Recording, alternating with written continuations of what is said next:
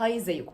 المسلسل الانجليزي ذا جنتلمان اللي هينزل على نتفليكس قريب في مارس 2024 اتعرض التريلر بتاعه وشكله هيكون مسلسل جامد جدا. ذا جنتلمان غالبا هيكون من اجزاء لان مكتوب ان سيزون 1 هيكون من 8 حلقات، وهو من بطولة ثيو جيمس، كايا سكودلاريو، دانيال انكس، فيني جونز، ومن تأليف واخراج جاي ريتشي، والقصة لإيفان اتكنسون، وهو هيكون في اطار الدراما والاكشن والمغامرة والكوميديا الانجليزية. قصة المسلسل عن واحد اسمه تيدي هالستد اللي بيورث تركة كبيرة جدا من ابوه، ومع مرور الوقت بيلاقي نفسه في مواجهه تجار مخدرات كبار جدا بيحاولوا ان هم يسيطروا على التركه دي. عايزه اقول لكم ان قصه المسلسل تقريبا هتكون نفس قصه الفيلم اللي اتعرض في 2020 بنفس الاسم، واللي كان من بطوله ماثيو ماكوواي، كولين فارل، وهيو جرانت، لانه نفس المؤلف جاي ريتشي، وكمان قصته عن محاولات هيمنه تجار المخدرات في انجلترا.